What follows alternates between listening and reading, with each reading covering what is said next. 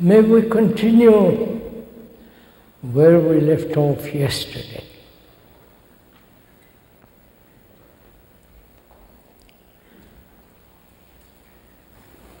We were talking about fear and the ending of fear. And also, we were talking about the responsibility of each one of us facing what is happening in the world, the appalling, frightening mess we are in. And for that, we're all responsible, individually, collectively, nationally, religiously, and all the affairs of the world we have made after millennia upon millennia, long evolution. We have still remained barbarians, hurting each other, killing each other, destroying each other.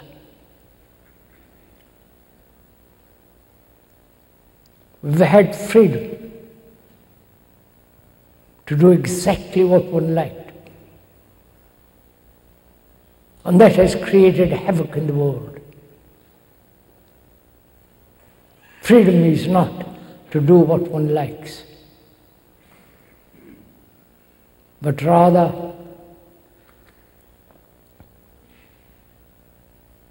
to be free from all the travail of life, from the problems which we went into yesterday morning,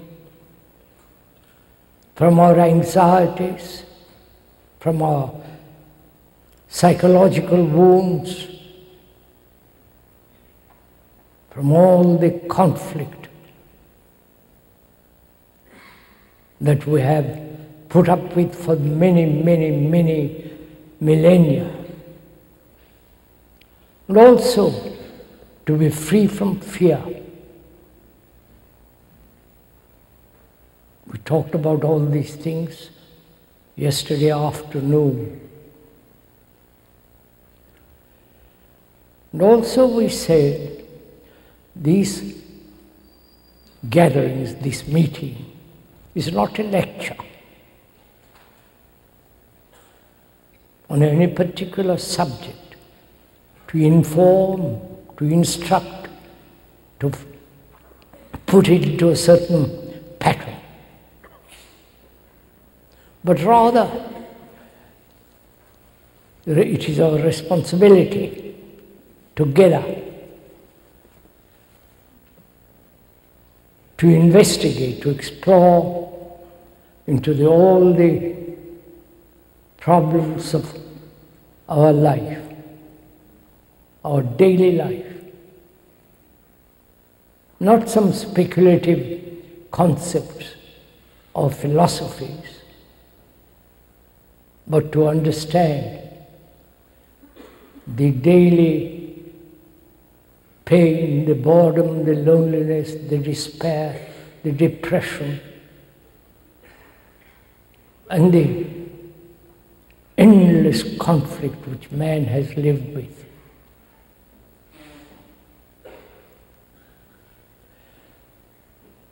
And this morning, we have to cover a great deal of ground. And also we pointed out yesterday, this is not a meeting in which the speaker stimulates you intellectually, emotionally, or in any other way. We depend a great deal on stimulation.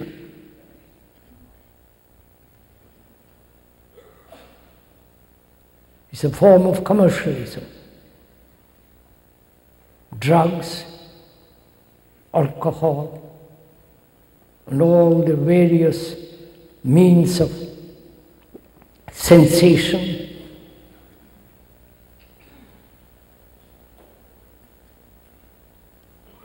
And we want also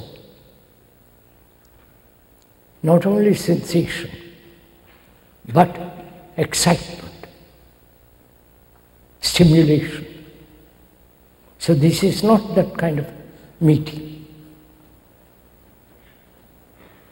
We are together to investigate our life, our daily life. That is to understand oneself, what one is actually.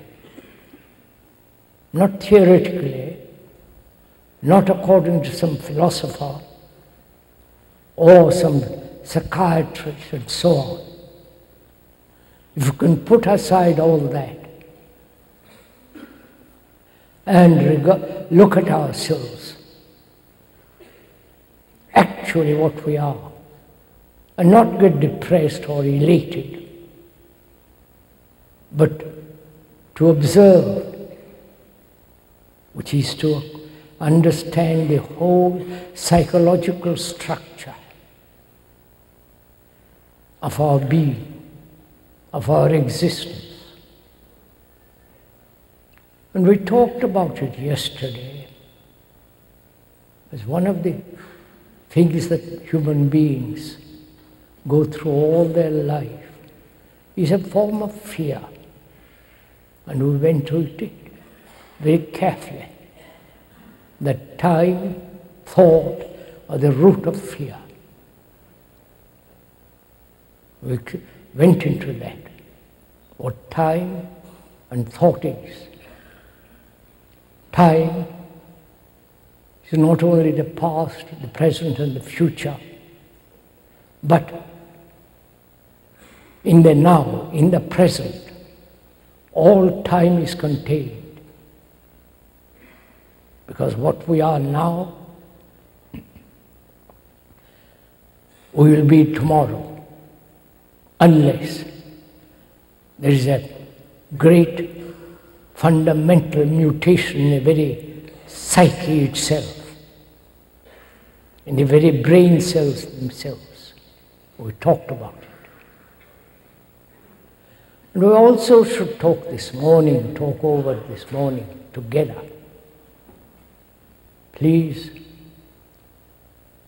if one may point out,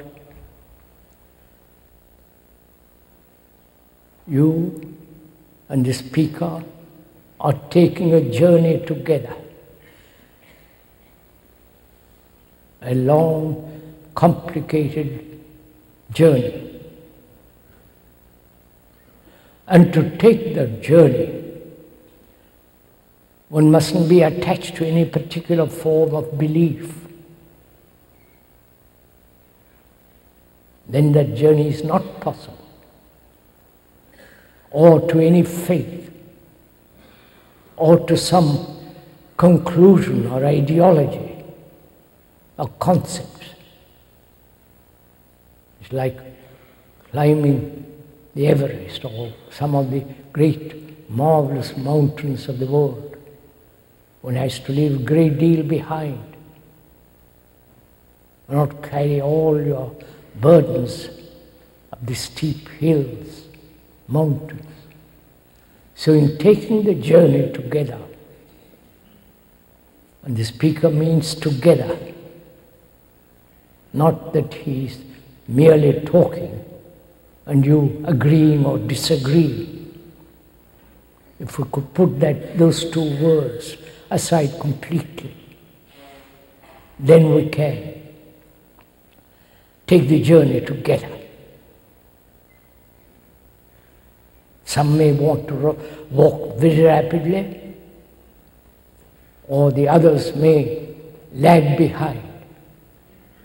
But your journey, all the same, together. We ought also to talk over together why human beings have always pursued pleasure as opposed to fear.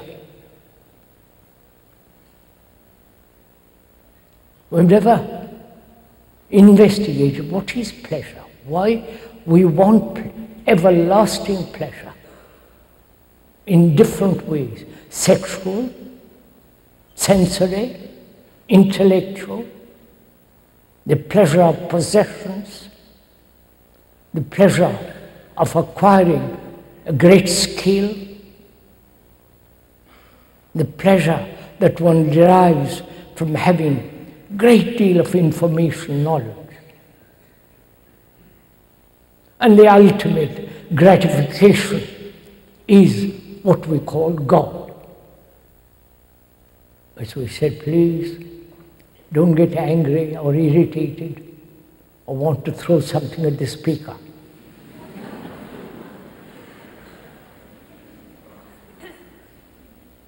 This is a violent world. If you don't agree, they kill you. This is what's happening.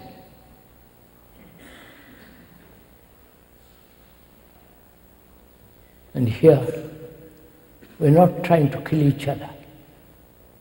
We're not doing any kind of propaganda or convince you of anything. But we're going to face the truth of things, not live in delusions. And without delusions, it's very difficult to observe. If you are deluding yourself or not facing actualities, then it becomes impossible to look at oneself as one is. But we like delusions, illusions, every form of deception. Because we are frightened to look at ourselves. As we said, to look at ourselves very clearly, accurately, precisely. It's only possible in a mirror of relationship. That's the only mirror that we have. When you look at yourself, when you're combing your hair, or shaving, or doing whatever you're doing to your face. Sorry.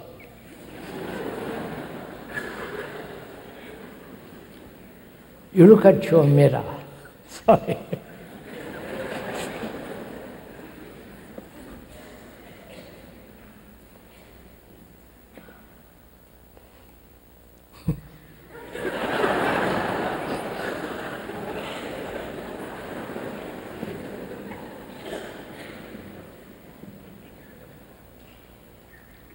I'm sorry.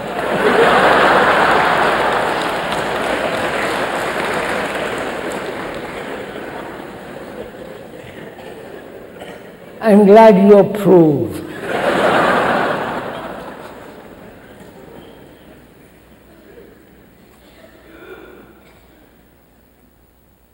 When you are shaving, you look at your face or comb your hair. That mirror reflects exactly what you are, your face is, how you look. And psychologically, is there such a mirror in which you can see exactly, precisely, accurately what you are? As we said, there is such a mirror, which is one's relationship, however intimate it be, whether it's man, woman. In that relationship, you see what you are, if you allow yourself to see what you are. You see how you get angry, your possession, your all the rest of it. So pleasure, man has pursued endlessly in the name of God, in the name of peace, and in the name of ideology, and the pleasure of power, having power over others, political power. Have you noticed? Power is an ugly thing when one dominates another in any form. When the wife dominates the husband or the husband dominates the woman. Power is one of the evil things in life.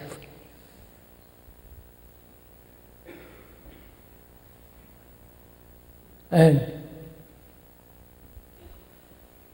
pleasure is the other side of the coin of fear.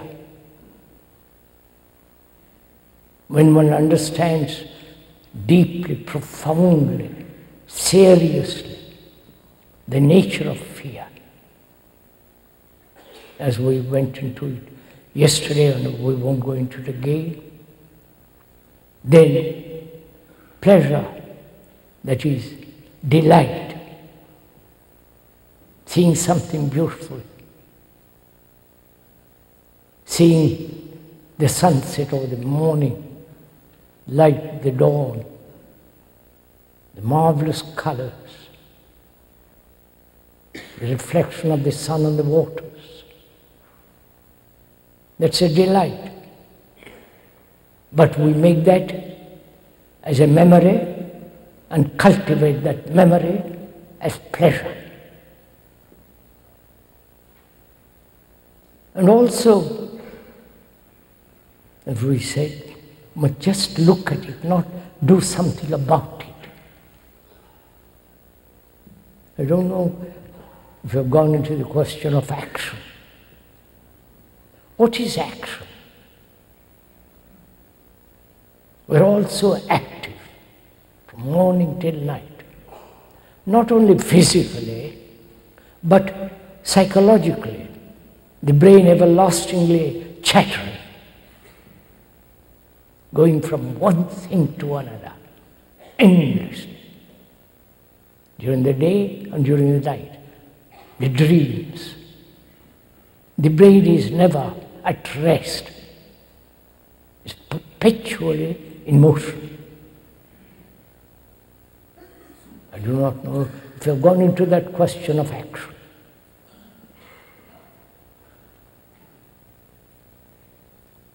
What is action?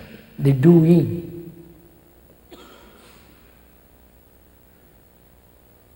Is it? The very word, doing, is the present. It's not having done or will do. Action means the doing now. Correctly, accurately, completely, holistically. If I can use that word. Action that is whole, complete, not partial. When action is based on some ideology, it's not action, is it? It's a conformity to a certain pattern which we have established. And therefore it's incomplete action. Or according to some memory, some conclusion. If you act according to certain ideology, pattern or conclusion, it is still incomplete. There is a contradiction always. So one has to inquire into this very complex problem of action.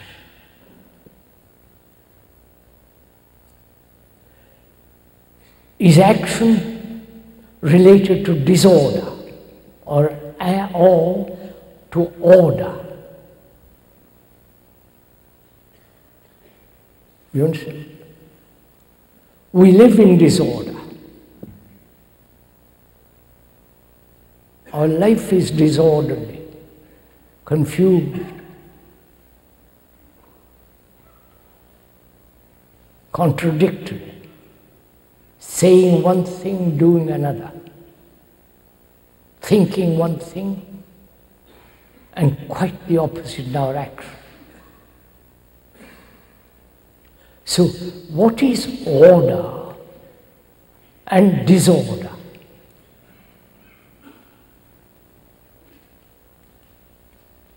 Perhaps you have not thought about all these matters.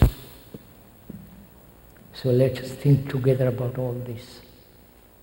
And Lord, please don't let me talk to myself. It's still early in the morning. And you have a whole day in front of you. So let us be aware together of this question.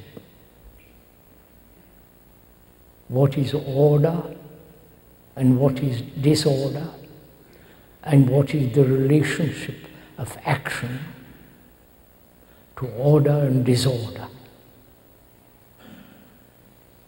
We more or less explain what is action. The very word to act means the present, acting. You are sitting there. And what is the relationship?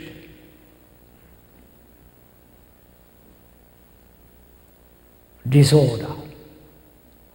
What is disorder?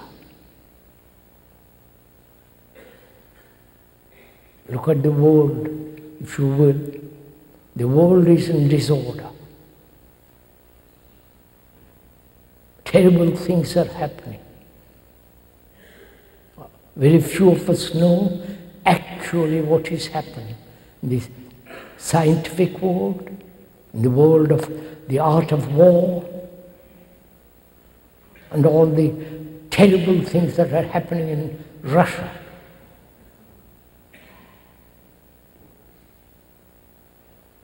And the poverty in all countries. The rich and the terribly poor.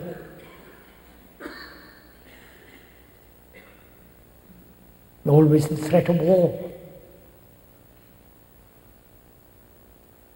One political group against another political group. So there is this tremendous disorder. That's actuality, is not an invention or an illusion.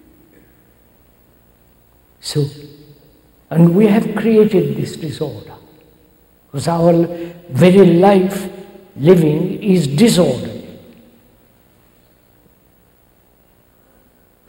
And we are trying socially to bring about order. For all the social reforms and so on and so on. Without understanding and bringing about the end of disorder, we try to find order. It's like a confused mind trying to find clarity. A confused mind is a confused mind. It can never find clarity.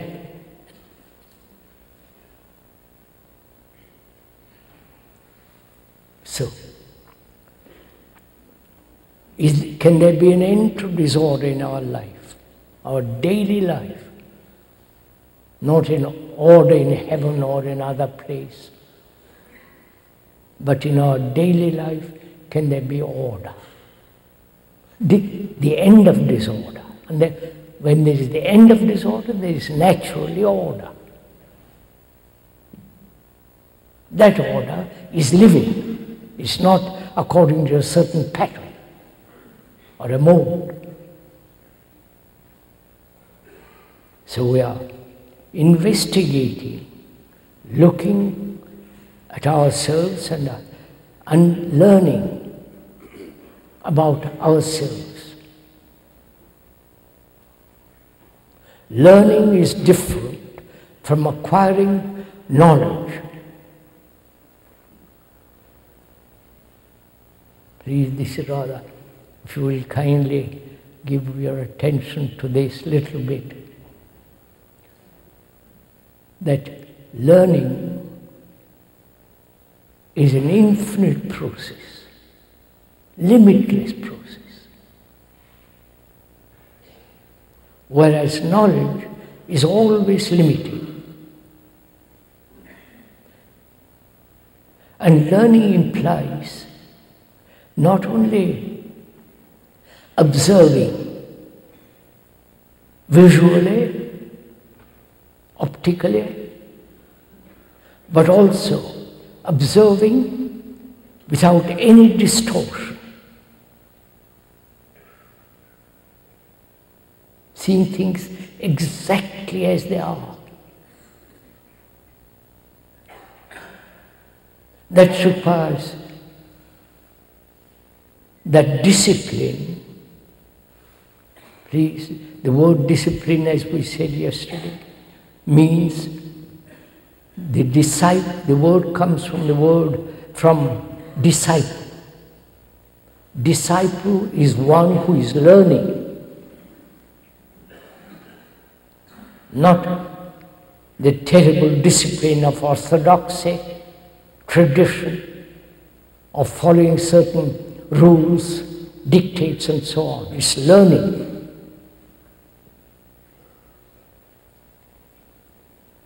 Learning through clear observation without distortion.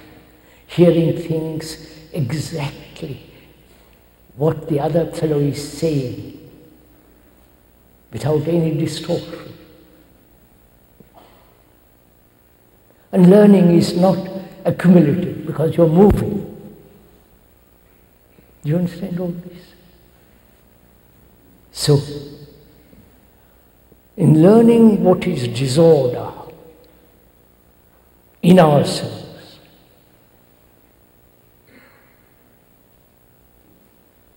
then order comes about very naturally, easily, unexpectedly. And when there is order, order is virtue. There is no other virtue except complete order. That is complete morality, not some imposed or dictated morality.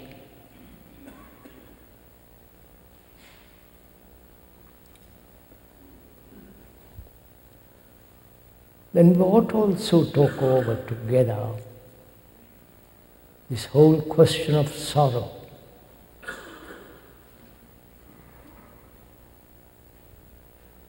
You don't mind?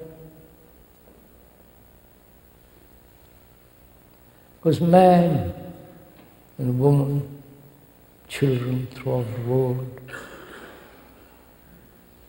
whether they live behind the iron curtains, which is most unfortunate for them, whether they live in South Asia or India or Europe or here,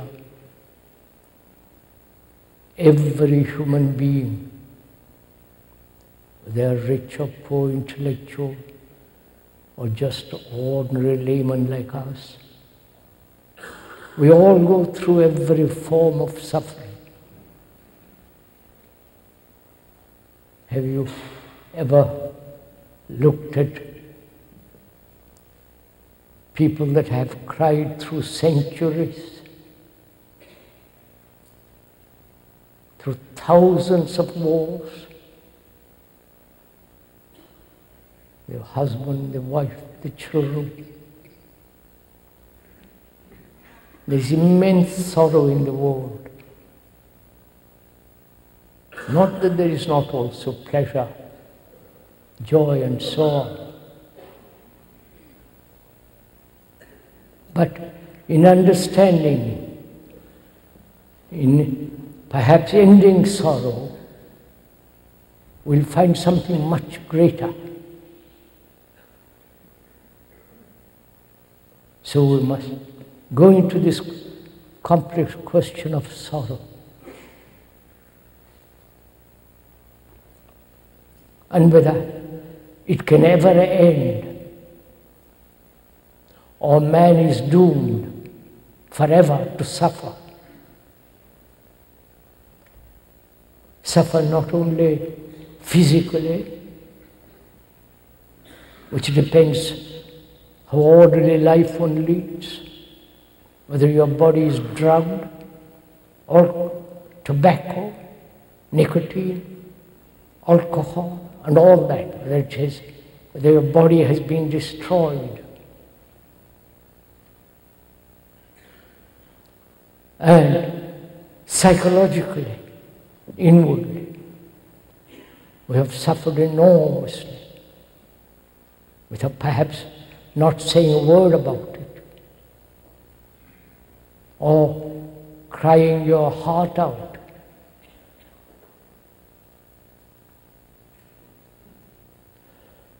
And during all this long evolution of man, from the beginning of time till now, every human being on this earth has suffered.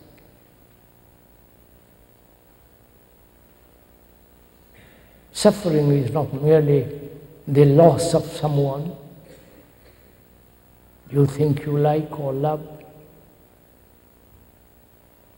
but also the suffering of the very poor, the illiterate. If you go to India or other parts of the world,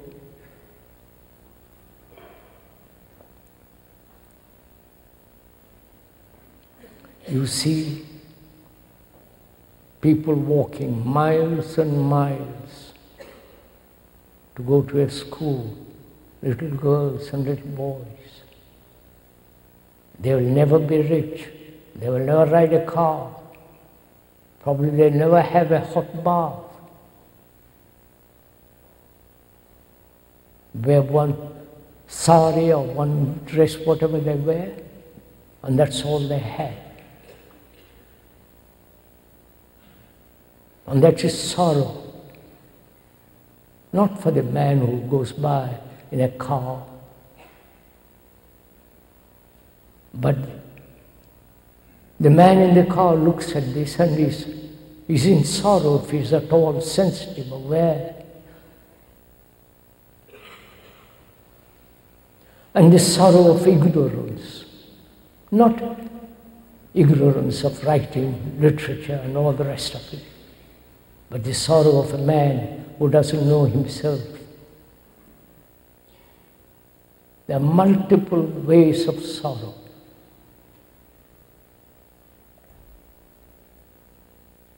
And we're asking,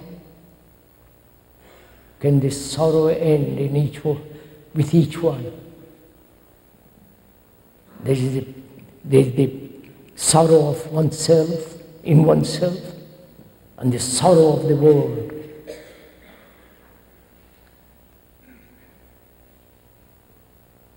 Thousands of wars. People maimed, hurt, appalling cruelty. Not a particular form of cruelty, of which you are talking a great deal, a particular form. And you are rebelling against that particular form. But you never ask, is there an end to cruelty? Every nation on earth has committed cruelty. It's appalling. And we're still perpetuating that cruelty.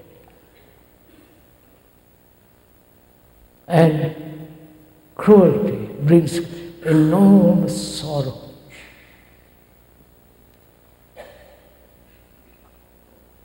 Seeing all this, not from a book, not from a traveler, not from a tourist. Tourists go abroad just to amuse themselves, see sights and having a good time, a holiday. But if you are traveling as a human being, just observing, being aware sensitively to all this, sorrow is a terrible thing. And can that sorrow end? Please ask yourself that question. The speaker is not stimulating you to feel sorrow. The speaker is not telling you what sorrow is. It is right in front of us, right inside you. Nobody needs to point it out. If you keep your eyes open, if you are sensitive, aware of what is happening in this monstrous world. So please ask yourself this question: whether sorrow can ever end. Because like hatred, when there is sorrow, there is no love.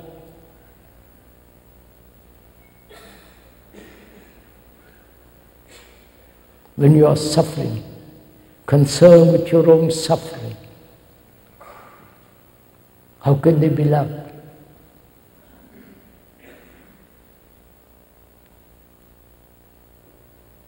So, one must ask this question, however difficult it is to find, not the answer, but sorrow, the ending of sorrow.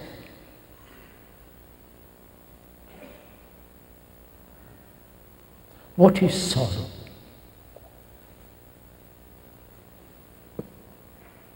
Not only the physical pain and the enduring pain of a person who is paralyzed or maimed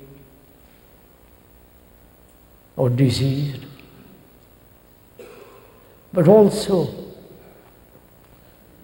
the sorrow of losing someone.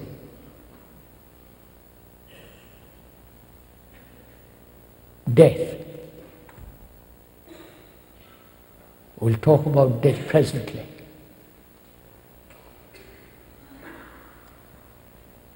Is sorrow self-pity? Please investigate. We are not saying it is or it is not. We are asking, is sorrow brought about by self-pity one of the factors? Sorrow brought about by loneliness,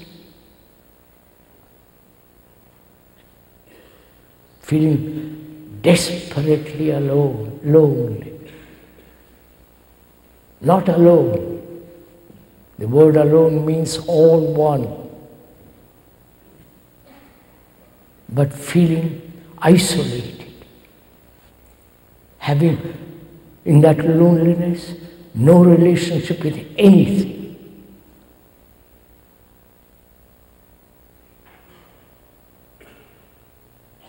Is sorrow merely an intellectual affair to be rationalized, explained away? Or to live with it without any desire for comfort? You understand? To live with sorrow, not escape from it, not rationalize it, not find some elusive or exclusive comfort, religious or some illusory romantic escapes, but to live with something that has tremendous significance. Sorrow is not only a physical shock. When one loses one's son or husband, wife or girl, whatever it is, it's a tremendous biological shock. One is almost paralyzed with it. Don't you know all this?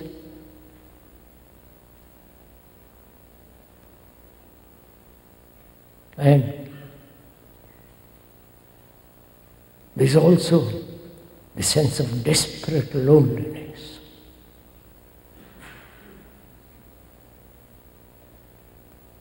Can one look at sorrow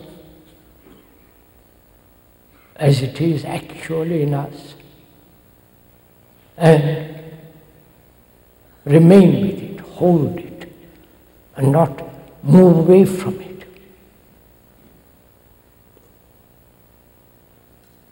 Sorrow is not different from the one who suffers. The person who suffers wants to run away, escape, do all kinds of things.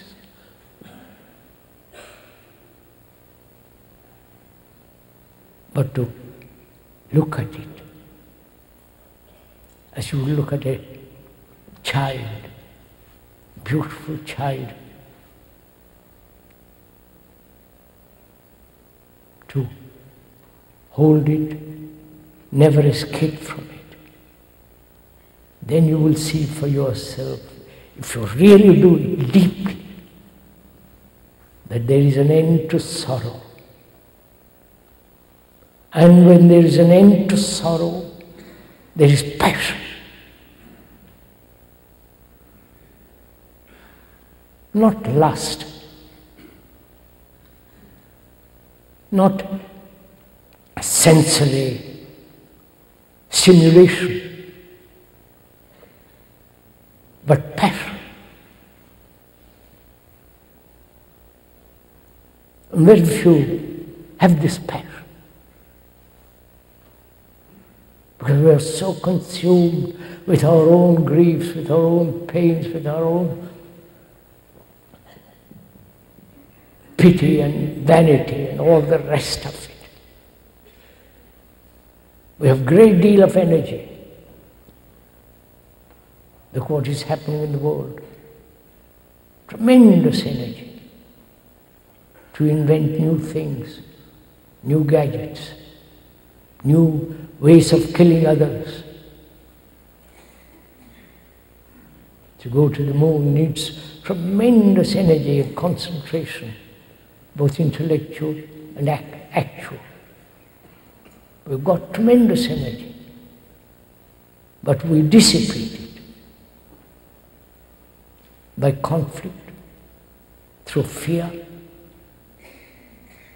through endless chattering about nothing. And passion has tremendous energy.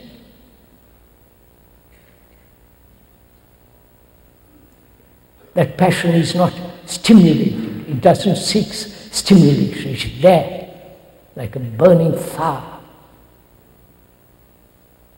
It only comes when there is the end of sorrow.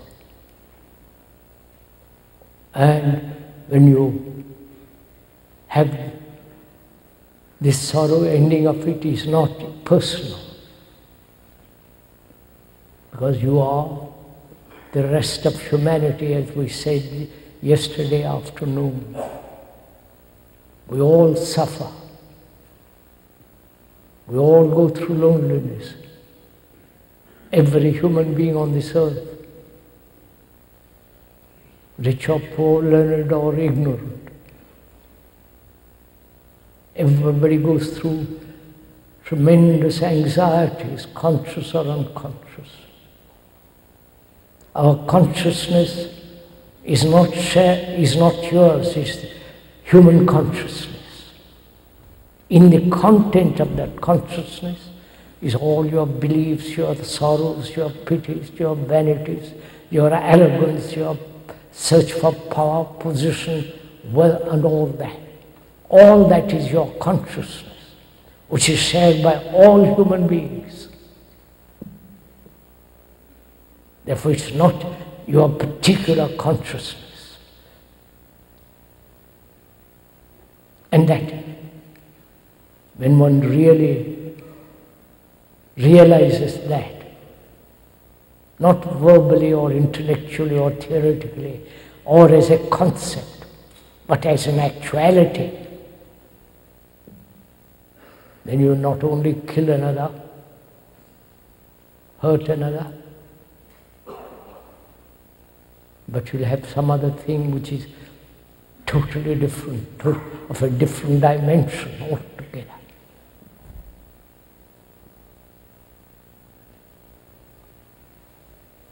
We want to talk over together too, what is love? I hope all this is not boring you.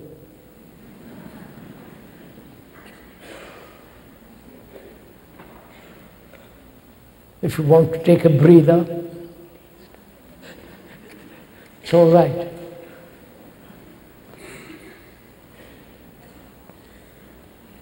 As I said, as the speaker said, we ought to go into this great question of what is love. We use the word love so loosely. It's become merely sensuous, sexual. Love is identified with pleasure.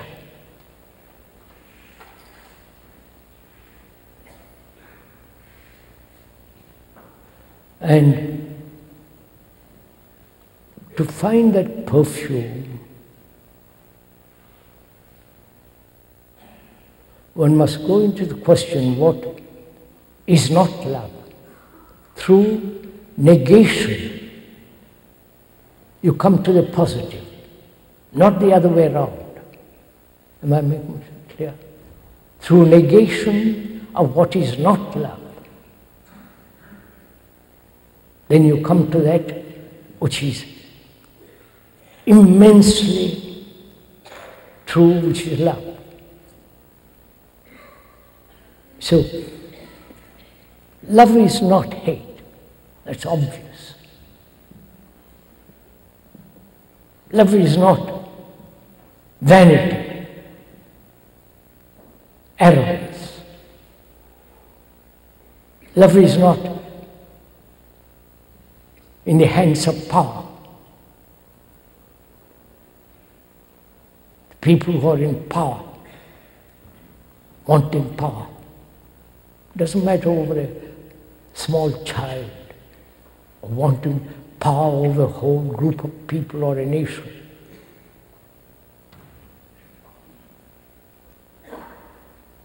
That surely is not love.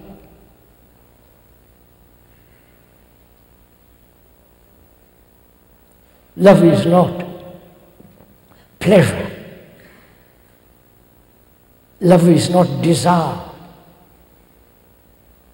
I don't know if we have time to go into the question of desire. Perhaps we may. Love is certainly not thought. So, can you put aside all that? Your vanity, the sense of power, however small, however little it is. It's like a worm.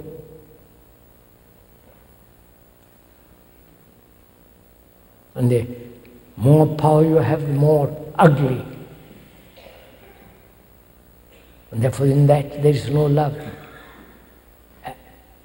In in your ambition, when one is ambitious, aggressive,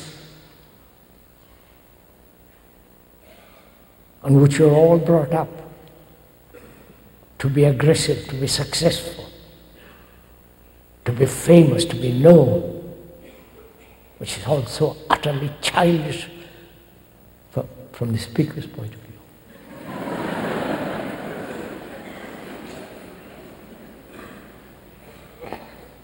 How can they love?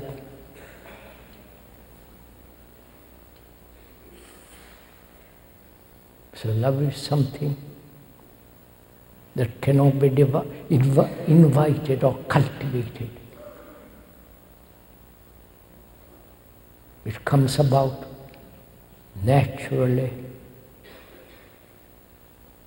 easily, when the other things are not. And in learning about oneself, one comes upon this. Where there is love, there is compassion. And compassion has its own intelligence. That is the supreme form of intelligence. Not the intelligence of thought, intelligence of cunning, deceptions and all the rest of it. It's only when there is complete love and compassion, there is that excellence of intelligence which is not mechanical.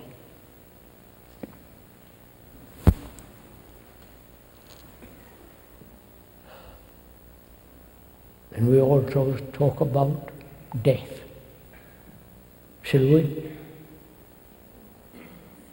Are you interested in finding out what death is?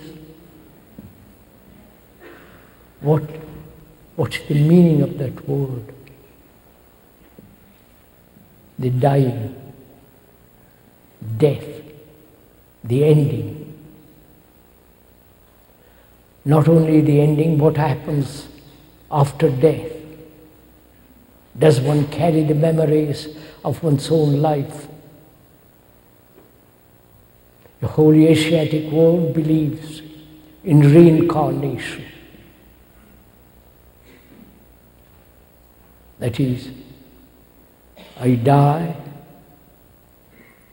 I've led a miserable life, perhaps done a little good here and there, and next life I'll be better. I will do more good. It's based on reward and punishment, like everything else in life. I will do good this life, and I will be better next life. It's based on the word karma.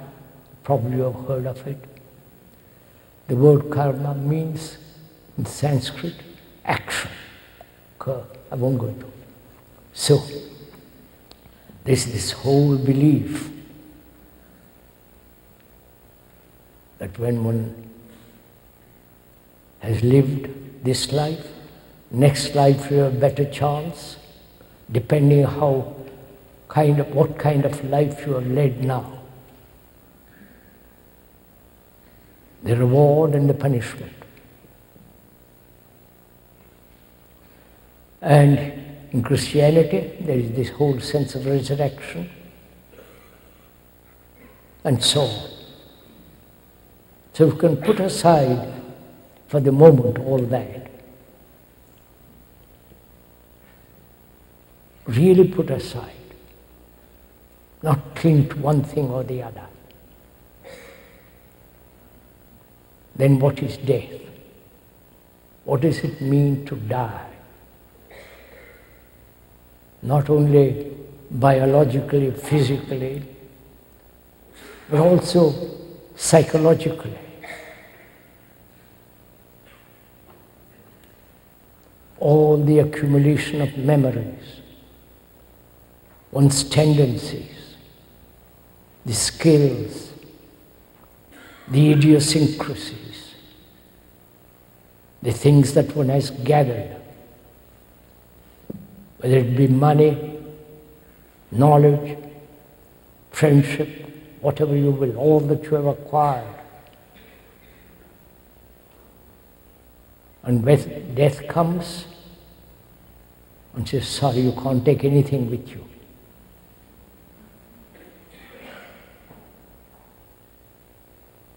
So what does it mean to die?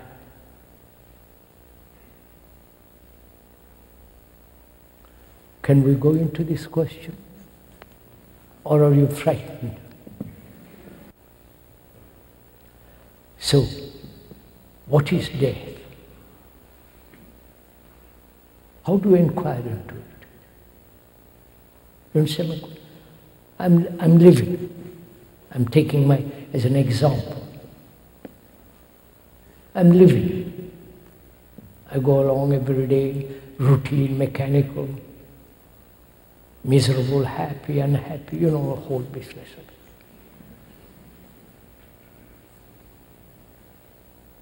And death comes through accident, through disease, through old age, senile.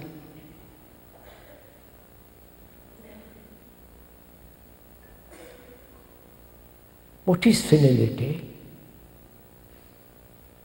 Is it only for the old?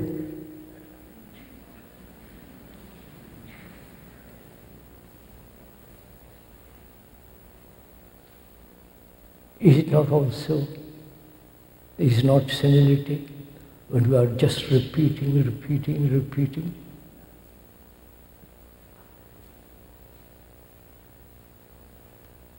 When we act mechanically, thoughtlessly? Isn't that also a form of senility? So, death. Because we are frightened of it. We never see the greatness of it. The extraordinary thing, like child, baby being born. A new human being has come into being.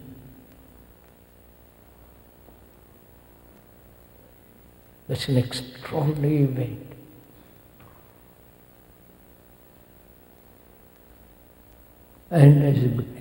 And that child grows and becomes whatever you have all become. And then dies. Death is also something most extraordinary it must be.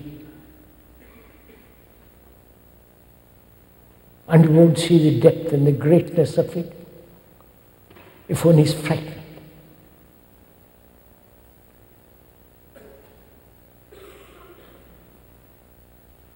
So what is death? I want to find out what it means to die while I'm living. I'm not senile. I've all my wits about me. I'm capable of thinking very clearly. Perhaps occasionally go off the beam.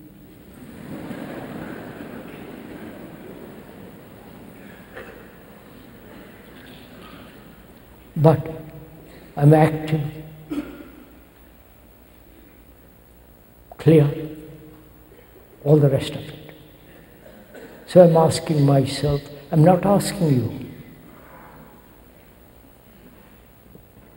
I'm only observing, if you will observe also. What is death?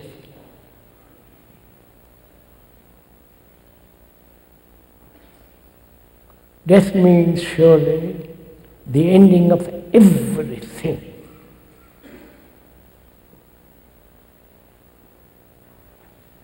the ending of my relationship, ending of all the things I've put together in my life,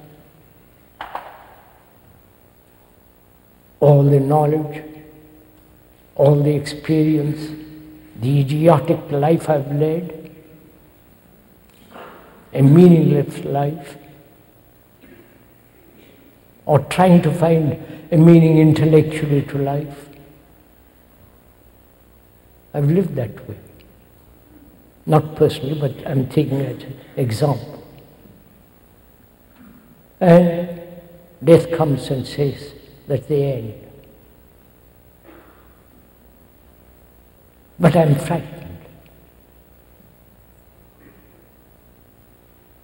It can't be the end. I've got so much, I've collected so much.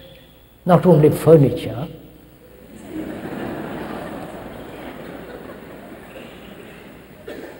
or pictures. When I identify myself with the furniture, or the pictures, or the bank account, I am the bank account. I am the picture. I am the furniture.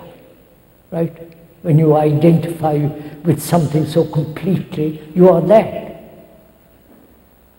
Perhaps you don't like all this. But please kindly listen. So, I have established roots. I've established great many things from me. And so death comes and makes a clean sweep of all that. So I ask myself, is it possible to live with death all the time? Not at the end of 90 years or 100 years. The speaker is 90. Sorry.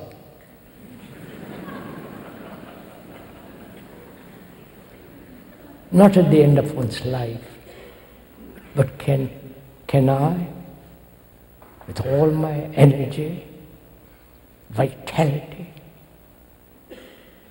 and all the things that go on, can I live with death all the time? Not commit suicide, I don't mean that's too silly, but live with death, which means ending every day of everything I've collected. The ending. I do not know if you've gone into the question of what is continuity and what is ending. That which is continuous can never renew itself, reborn, clear. It can revive itself, that which is continuous. Like you are doing in this country, revival of religion. As we said, the word revive means something that has withered, dying, and you revive it. Which is happening in this country, religious revival, they're shouting about it. And I don't know if you have noticed, religions are organized religions, and the gurus and all the rest of them are tremendously rich people. Great property. Look at the religious. There is a temple in the south of India. Every third day, they have $1 million. You understand? God is very profitable.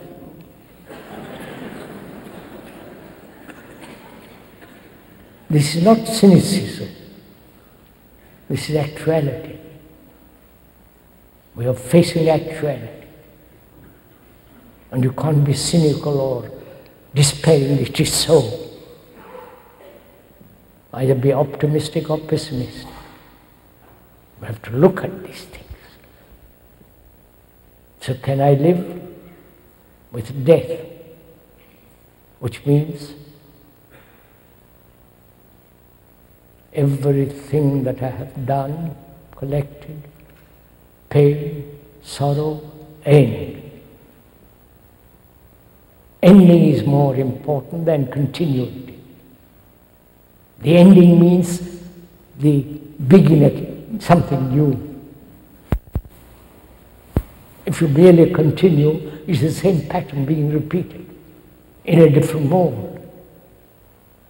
Have you noticed another strange thing? We have made a great deal of mess in the world. Tremendous mess. And we organize to clear up that mess. Politically, religiously, socially, and economically. And when that organization or institution doesn't work, we invent another organization. And this never clearing up the mess, but bringing about new organizations, new institutions. And this is called progress. I don't know if you have not noticed all this. This is what we are doing. Thousands of institutions. The other day, we talked at the United Nations. War is going on. They have never stopped it, but they're reorganizing it.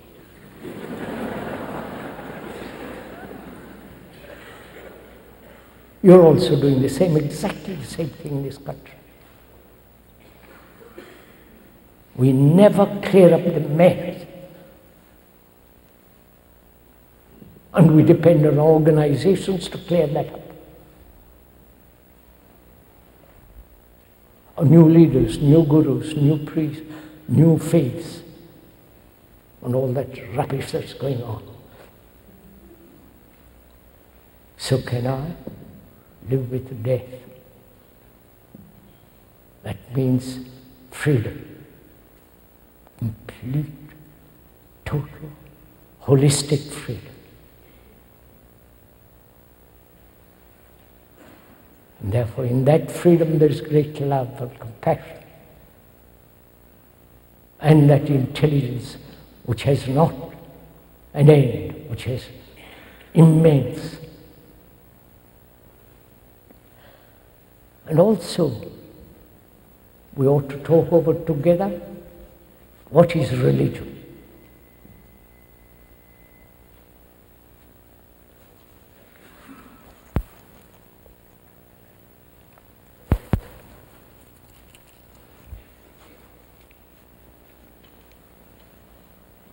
May we go on? You're not too tired? I'm not, the speaker is not trying to convince you of anything. Please believe me. Nothing.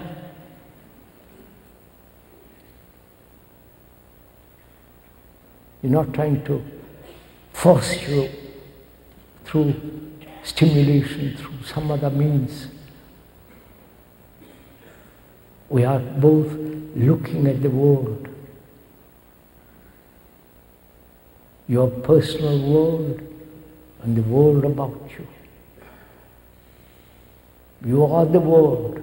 The world is not different from you. You have created this world. And you are responsible for it.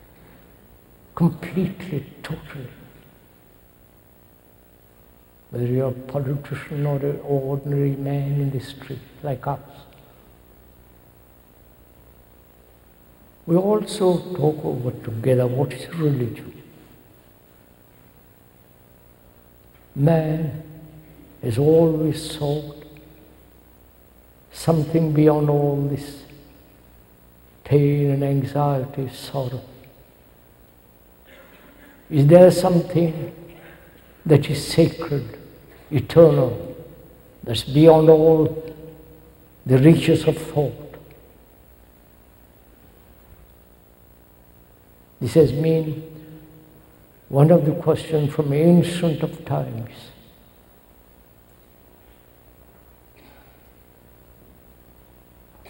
What is sacred? What is that which has no time?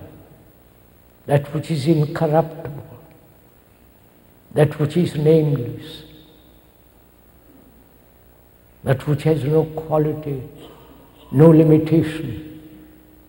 The timeless, the eternal. Is there such a thing? Man has asked this thousands and thousands of years ago.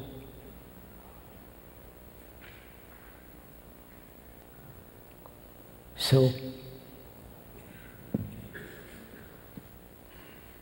as he has worshipped the sun, the earth, nature, the trees,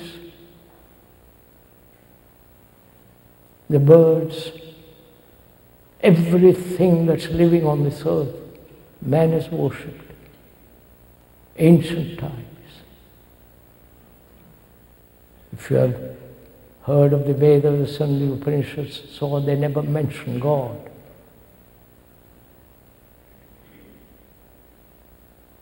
That which supreme, they said, is not manifested, and so on. I won't go into all that. So, are you asking that question too? Are you asking the question, is there something sacred? Is there something that is not put together by thought, as all religions are organized, whether it's Christianity, Hinduism, Buddhism, and so on. In Buddhism there is no God. Among the Hindus, as I said, there are about 300,000 gods. It's great fun to have so many. You can play with them all. And they are the gods of books. The God according to the Bible, the gods according to the Quran, the Islamic world. I don't know if you have noticed, when religions are based on books, like the Bible or the Quran, then you have fundamentalists. Then you have people who are bigoted, narrow, intolerant, because the book says so. Haven't you noticed all this? This country is having the fundamentalists. Go back to the book. Don't get angry, please. Just look at it. So, we are asking, what is religion? Not only what is religion, but the religious brain, religious mind.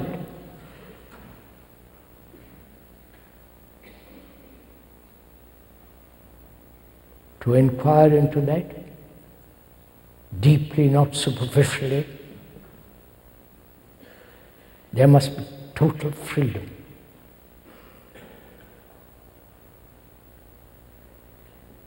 Complete freedom. Not freedom from one thing or the other, but freedom as a whole, per se. Then we have to ask also,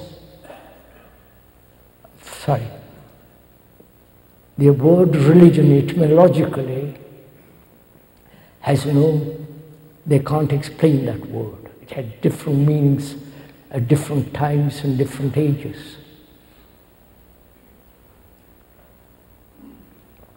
So we are asking, when there is that freedom, is it possible, living in this ugly world, is it possible to be so free from pain, sorrow, anxiety, loneliness, and all the rest of it? Then we have to find out also what is meditation.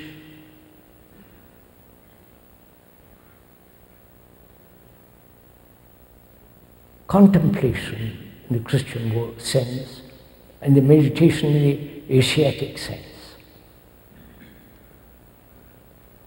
Probably meditation has been brought to this country by the yogis, gurus, and all those superstitious people, traditional people. And therefore they're mechanical. So we'll have to find out what is meditation. Do you want to go into it? Does it amuse you, or do you want to do it really? Is it a form of entertainment, meditation? First let me learn meditation, find out, and then I'll act properly. You understand the game one plays? Or if there is order in one's life, real order as we explained, then what is meditation? Is it following certain systems, methods? The Zen method, the Buddhist meditation, the Hindu meditation, and the latest guru with his meditation. They are always bearded, full of money, and all the rest of the business.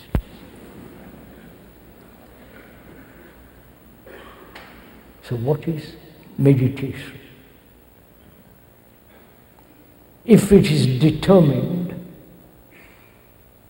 if it is following a system, a method, practicing day after day, what happens to the human brain? It becomes more and more dull. Haven't you noticed this? When you repeat, it may be a wrong note, but you repeat. Like a pianist, if he repeats by himself and he plays the wrong note, he'll keep on playing the wrong note all the time. So his meditation is something entirely different. It's nothing whatsoever to do with methods, systems, practices. Therefore it can never be mechanical. It can never be conscious meditation. You understand what I'm saying? Do please understand this. It's like a man consciously wanting money and pursuing money. What's the difference between the two? Consciously you meditate, wanting to achieve peace, silence, and all that. Therefore they're both the same. The man who pursues money, success, power, and the man who pursues so-called spiritually. So is there a meditation which is not determined, practiced? There is, but that requires enormous attention. That attention is a flame.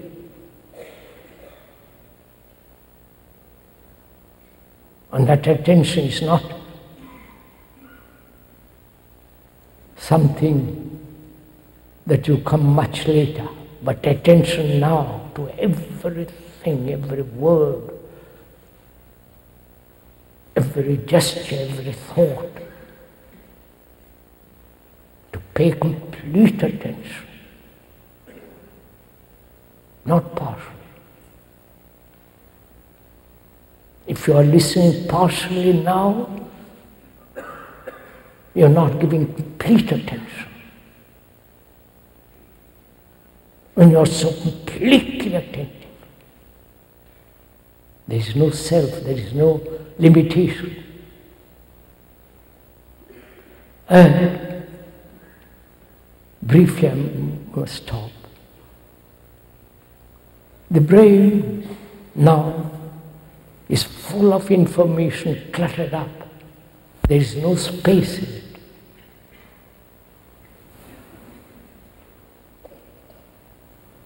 And one must have space. There must be space. Space means energy. When there is no space, your energy is very, very limited. And the brain, the speaker is not a specialist on brain, though he has talked about it a great deal with other scientists and so on. Not that it's a recommendation. They experiment on animals, on theories, on the accumulation of knowledge. But we are not scientists, we are laymen, ordinary people, humble, wanting to find out. There is a meditation which is not determined, put into a mold. There is so I won't go into it. So the brain, which is now so heavily laden with knowledge, with theories, with power, position, all the rest of it, everlastingly in conflict and cluttered up, it has no space. And freedom, complete freedom, is to have that limitless space. Brain is extraordinarily capable, infinite capacity. But we have made it so small and petty.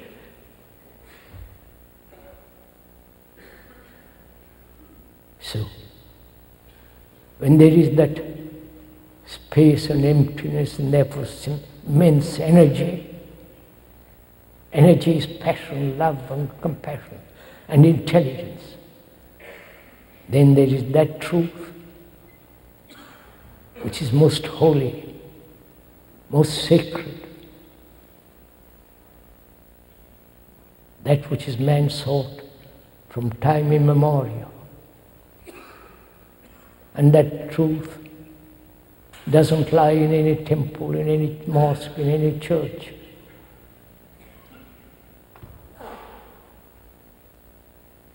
And it has no path to it, except through one's own understanding of oneself, inquiring, studying, learning. Then there is that which is eternal.